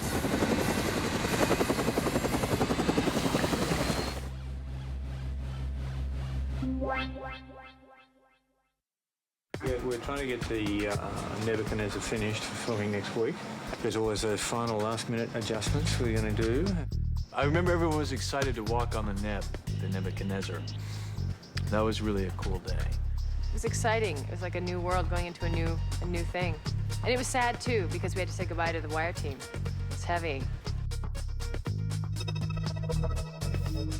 In the Neb, it's crawling with sort of Jeff Darrow sort of technology, which almost has this organic quality. It's this sort of industrially gadgety jungle, cables and everything. You know, it's built long before the movie takes place, so it's an old ship. It's been around forever. It's just kind of been held together by the loving care of the crew. We just wanted to look old and put together and not, you know, not Star Trek-y where they're all components. They had to look like it was, they're constantly putting it back together and using pieces from this and that. And they really tried to bring the guts of the spaceship, if you like, out into the spaceship as opposed to burying it behind the sort of normal vac form sort of style thing that you might see in a lot of spaceships. Everything is considered. Even the wires in the neb, there was, you know, the blue and red wires, arteries and veins, you know, representative of this kind of, you know, living tissue in this steel ectoskeleton. That marriage of machine and man everywhere in the picture, everywhere. God, it's almost Chinese, Sanskrit. It's not even numbers, it's weird. We've almost become other characters. That's the story. Raindrops on a screen effect. Oh, yeah. There's a lot of work been gone into buying various old dentist chairs from the 1920s, which we have taken ideas from for making the Ecto chairs. And take it right down to the ground, please. And I loved the chairs, and I loved, you know, the whole, the brutalness of that needle that goes in your head, you know, the crudeness of it. You wanted to know what the Matrix is, Neo. The masculine side of Morpheus is really evident in the Matrix, and his feminine side is evident in the Neb. Try to relax. I wanted him to feel like a den mother almost. I love you.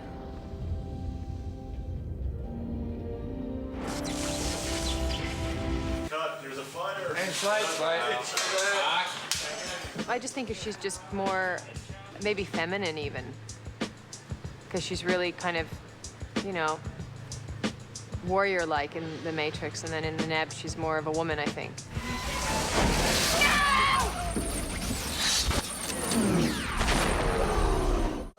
Sentinel, this is what we're looking at. How?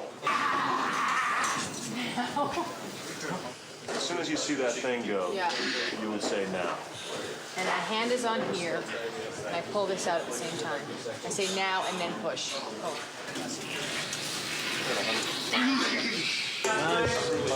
Open, right? My eyes are open. Thanks, guys. I know. Bye. Is it before the now or after? It's after the now. It's after the now? How does she know I'm back? She's Faith. So it's not because I opened my eyes? Nope. Why not? I don't want to see your eyes open. Dark. And how does, if she pulls the plug, how does she know I'm back? She knows. Is there any cue from her phone? Is there? How does she know? She knows. Sure, if you want. You want to grab it? Sure. I want it to break. No, stop it going on the Is he light. back? Karen pulls it out. Yep, standing. Rehearsal and action. Bang, bang,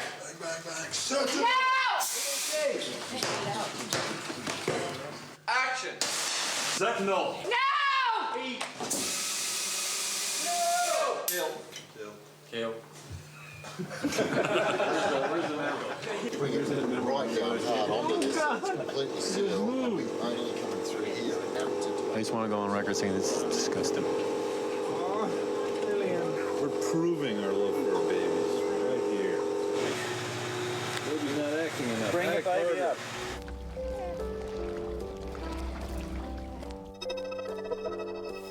Originally, when they were talking about the power plant, and Jeff was in France drawing it, and Larry gets the first fax, it was a lot more scary than he'd imagined. They wanted to look like it was something that get away from that stainless steel, very clean, science fiction-y look, and to make it look, you know, kind of dirty and used and ugly.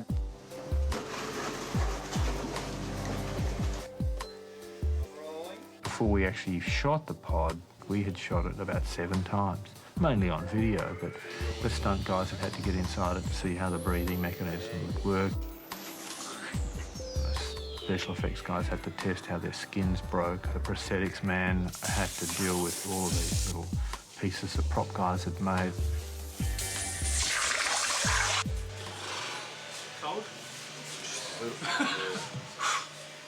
I feel bad for Darko, who was doing some of the testing. He had, originally when they put the goo in there, they didn't heat it, and he had hypothermia in like 8 minutes. Okay, let's get him out of there now. Thank you very much, Darko. By the time the actor got in there, they figured out they should heat it up. Give him another one and let him get out his arms.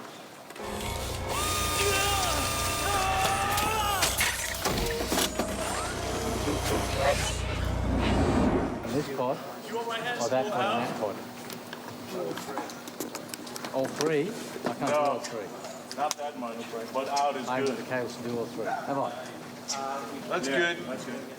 And action. Light. You know, we were shooting the end of the movie, and he had lost a lot of weight, and he shed another 15 pounds for the end of the pod sequence there. I mean, I wanted to look very, emaciated when I came out of the pod and when I'm on the table to recovery. And I think we got the effect there pretty good. He shaved everything, his head, his eyebrows. The thing about that is just people I found when I would have conversations with people, they would be kind of like, and I'd be talking to them and they wouldn't look at me. It's weird.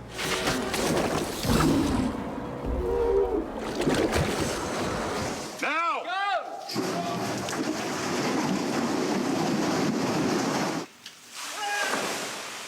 It kind of felt like we just sort of crashed to the end, It wasn't a graceful end. We just were trying really hard to get everything done. Thanks, folks. That completes principal photography on The Matrix. I remember distinctly feeling very tired, very relieved at 1:01 in the morning when we wrapped, which was Neo's number, by the way.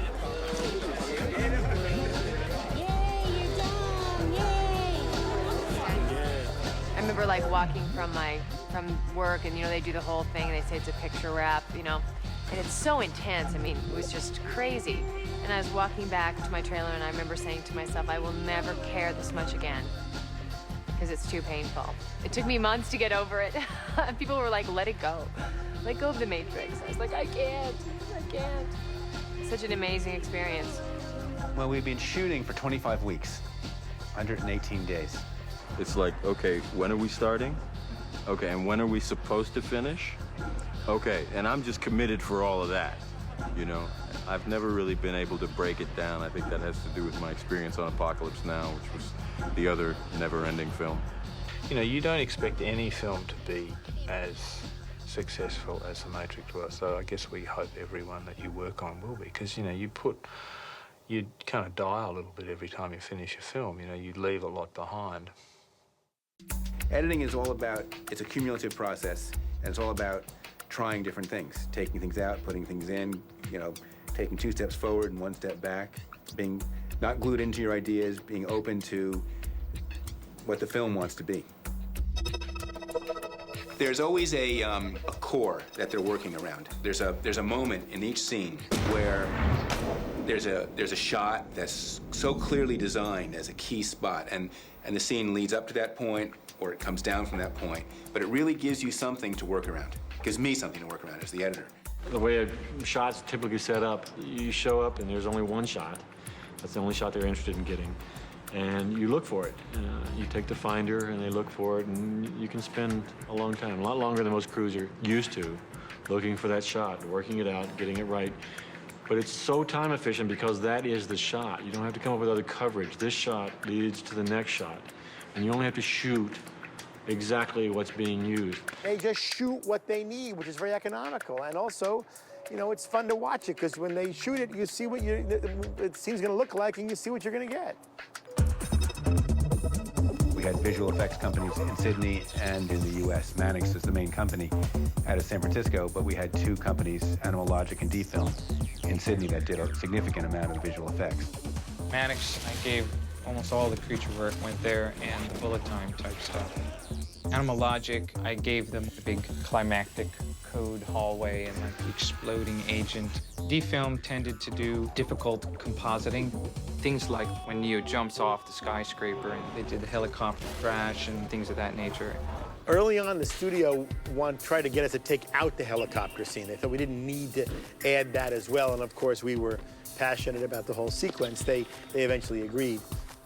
Well, the helicopter crash is, I guess, one of the big money shots for the film because it's just so outrageously complex and so just visually intense that it's really trying to be the definitive action sequence, or at least that's our interpretation of it. So the combination of miniatures with live action, with stunts, with CGI, it's a very big sequence.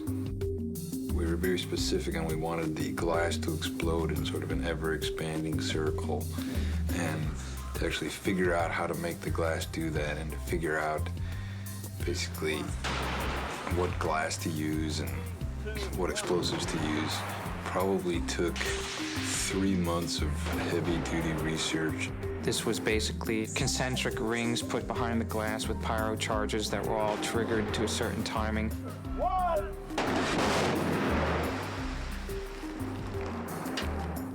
We built a 25-foot square glass wall to scale of these windows. We built a quarter-scale helicopter with its blades and was mounted to a large crane arm.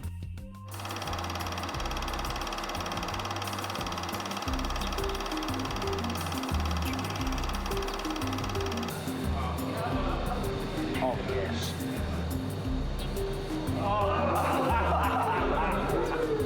Oh, there's bits there. Oh, yes.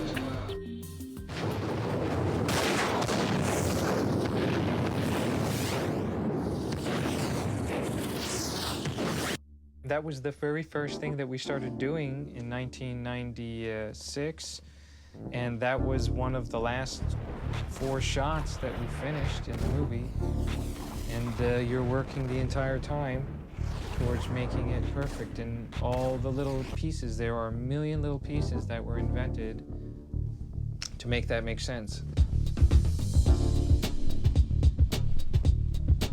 We had virtual backgrounds, which were ways of literally photographing the real world with still cameras and extracting from the stills both shape and texture, and then making a CG construction out of that.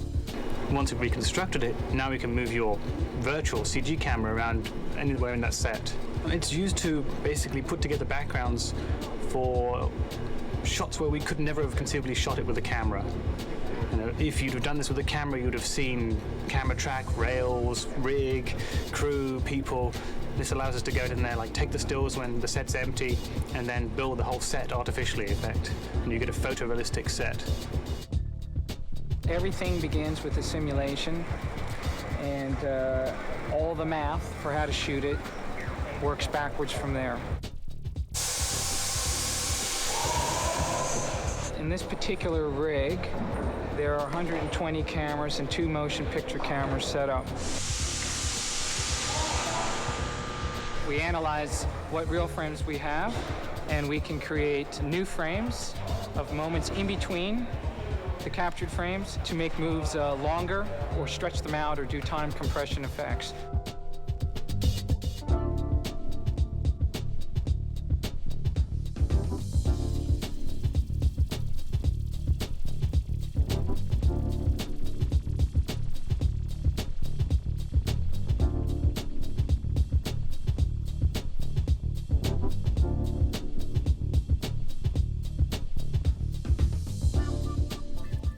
These are like tests trying to find the texture of the pod.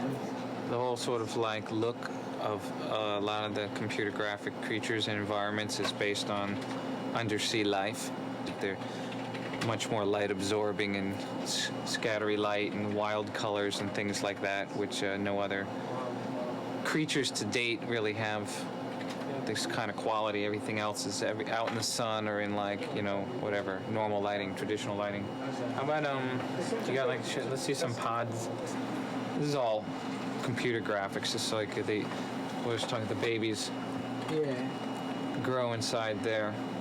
And it's sort of like Big Daddy Roth meets Jacques Cousteau. Just bring the animation until like there, yeah, then cut it off. Okay.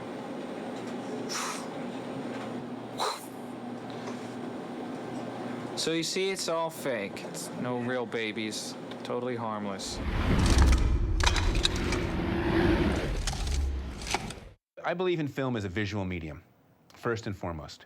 I think sound, meaning sound effects and music, are incredible, powerful tools. Easy, Neo. Easy. Get this thing out of me. Don't touch me. Get away from me. Stay away from me. But I think ideally the film should stand up on its own. So I'm a big fan of, at least through the very first cut, keeping the film pretty raw and pretty naked, so you can watch it and get some rhythm from it without the help of music and effects. Easy, Neo. Easy. Get this thing out of me. Don't touch me. Get away from me. Stay away from me. Because music and effects are always going to make the film stronger, but you don't want them to become a crutch, at least without knowing they are going to become one. Sometimes you say, I need that crutch. I am a sound designer supervising sound editor. Basically means I'm responsible for coming up with all the noises in the movie. This will feel a little weird. You know, obviously there were a lot of definitions in that movie about the nature of reality, and so I had to make a lot of definitions about the nature of the sound that defined reality or non-reality. No one's familiar with the sound of a squiddy. No one's familiar with the sound that the neb makes. We were watching dailies, and there was the incredible shot where the camera is pulling over the fetus, or not the fetus, the baby that was in the pod, and it's filling up with water, and the camera is pulling over it, and then the valve closes up. As the first take of that came up, they made this like shunk sound effect with their mouths. You know, it's to them like they had the sync track in their head running. It's usually a pretty good guide as to what it has to achieve. You know, that thunk was about 45 different sounds all put together, you know. Everything from plunger sounds to, you know, whacking a tire really hard and reversing it. You know, there's all kinds of crazy, like, toilet-type sounds in there. And, you know, but in the end, it had to just be thunk. We recorded for all of the fighting whooshing, which is an important part of it, which in the Hong Kong films is usually fairly simple. You know, it's the same kind of whoosh over and over again.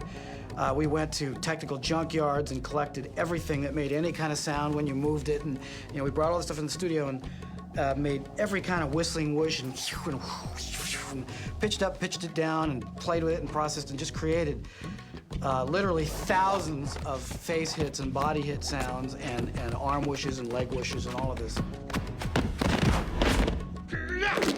Trying to always have that very earthy, very brutal, very musical quality that those Hong Kong films had, you know, but I also wanted to give it a kind of definition and articulation that they never had time to really put into it. It wasn't really until I saw the movie that I saw how important the concept of reflections were as far as the Wachowskis were concerned. Almost every scene has some kind of aspect of a reflective subtext. When Trinity first encounters Agent Smith, she's sitting on a motorcycle and she sees him in the rearview mirror of her motorcycle. You know, almost every time when Lawrence Fishburne is on the screen in his dark glasses, you see Neo reflected in his glasses. You know, the scene with the spoon moving around, it's always got somebody's face in it. I think I was able to take that ball and run with it and use reflections in the orchestra, you know, of one section against the other, or just a contrapuntal idea of place one on top of the other that would represent this reflection that we see on the screen. And that was really the key to it for me. We all pretty much agreed that an organic, orchestral, and choral approach was the best for the music, and then we could enhance that with some additional synthesizer and sampler elements. And then, you know, whatever sequences had the protagonist, we could shift the emphasis onto the orchestra. When the machines were taking over, we could shift the emphasis toward the synthesizers, and it really worked pretty well.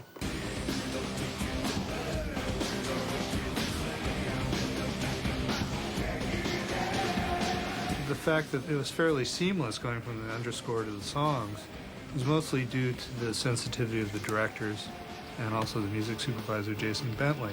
The process was a combination of understanding what the Wachowskis were interested in. They had the core interests of Rage Against the Machine. At the end was just spot on. They couldn't do without it. Furthermore, Prodigy was important. They're watching you, Neo. Who is? Please just listen. That was a natural connection. Was some of the concepts in the film very much match this future-minded mentality that a lot of the producers in electronic music really subscribe to.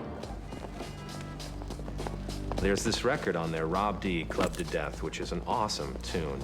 It's a surging, thick hip-hop breakbeat with strings.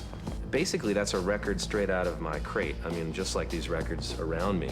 Just one of those gems that no one knew about. It was just one of those gems, you know, and you drop it, you play it at just the right moment. But, you know, a DJ usually keeps them because they're like secret weapons.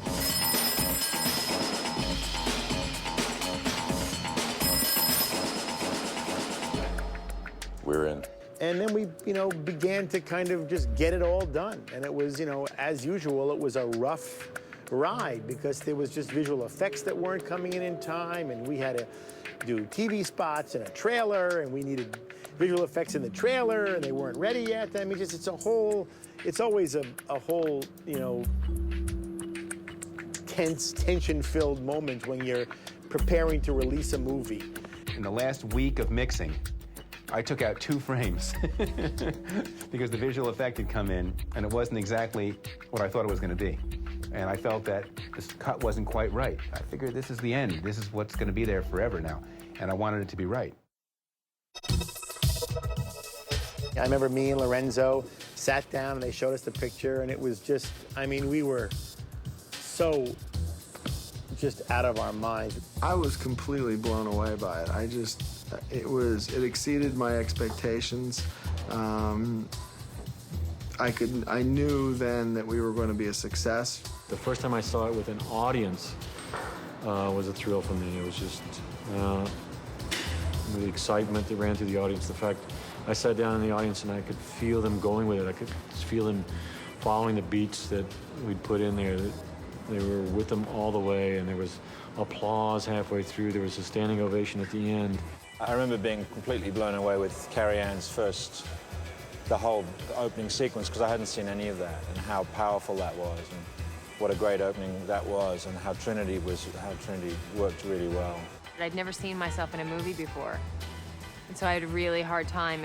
All I could see was everything I felt I did wrong, and I just was like cringing at everything I said, and it was just really, anytime I came on, I just had to do this.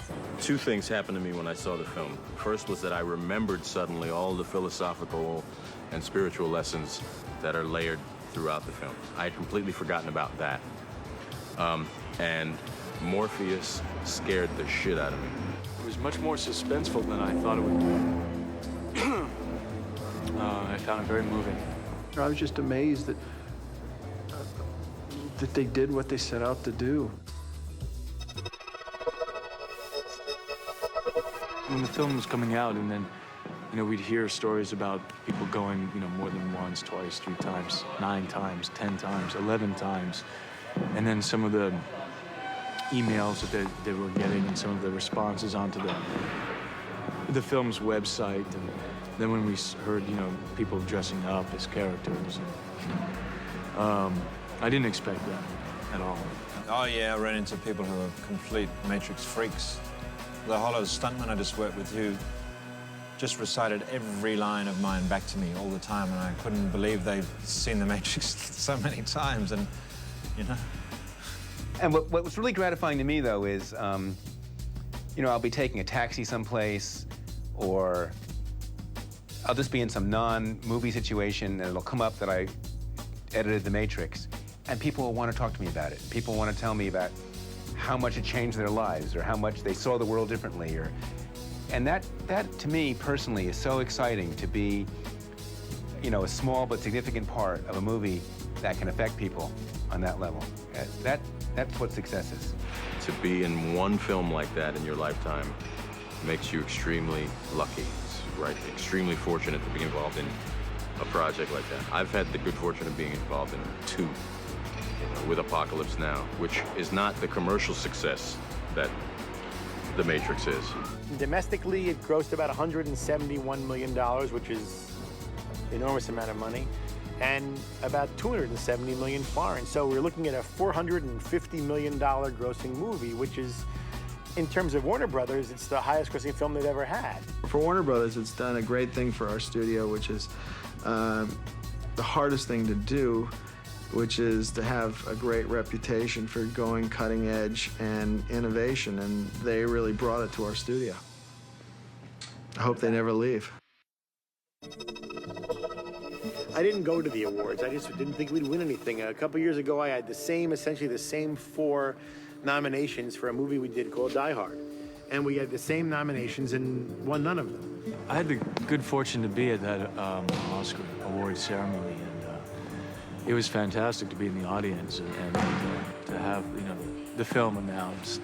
I went into that evening at the Academy Awards thinking I had a shot, but thinking I wouldn't win.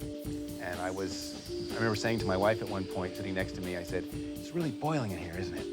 And she says, "No, it's really pretty cold. The air conditioning's up full tilt, I'm freezing." Getting the award was completely Matrix-like unto itself, just because, you know, you walk up there and none of it seems real in any way, and you're looking at these lights, but then you go through the curtain, and it's exactly like leaving the Matrix and going into the real world. It's just you go through these curtains, and everything's all black. There's all these people dressed in black, you know, tuxedos, with wires and gaffer's tape everywhere. It was just this completely, like, rigged, dirty, crazy world. It looked exactly like the world that the people in Neb lived in, you know? Whereas up there on the stage was this manufactured world that I got to be in for a moment. So that parallel was almost too much for me. It was almost a total breakdown. It was sad that at least I think Bill Pope and Owen Patterson both at least should have been nominated for, I mean, if you believe in awards or not, but I thought they should have at least been nominated for what they did. I wish we'd gotten more nominations. Maybe we would have won more awards, but it won awards across the board. It won awards in England. It won all the crafts in LA. The sound people gave it an award. The editing union gave it an award. It was just a miracle that it worked so well. The idea is that we're going to make both these movies, Matrix 2 and 3, at the same time. It's not as if we're shooting them back to back, because it's one giant movie that will then be cut in half and they'll be shown in 2 sittings. Everybody calls these things sequels, but from the first time when we were working on Bound, and Larry and Eddie told me about The Matrix, they always thought of it and presented it as a trilogy. And so these next 2 movies are the second and third parts of a trilogy, by which it's really important to see the difference, because these movies will be able to watch, you'll be able to watch all 3 movies together and see one big story. It's the same antagonist, it's the same heroes, but you might as well call it Matrix Squared and Matrix Cubed, because I think those are the levels it's going to. The Matrix was an undertaking. This is a super undertaking. Now we got to hide things and got to be careful, because people are constantly looking over their shoulders. Because there's a lot of stuff in the movie that, if it gets out, it'll ruin. It'll probably get out eventually, but I just hope it doesn't, because it'll just ruin the surprise. It's been a very difficult task to mount these movies. I mean, they're enormously expensive, which is always an issue. And of course, Larry and Andy are doing things that are groundbreaking again. I could jump right to the chase and tell you, you know, that we're going completely over the top from where we were before, because, you know, the technology is there now to go for the next level.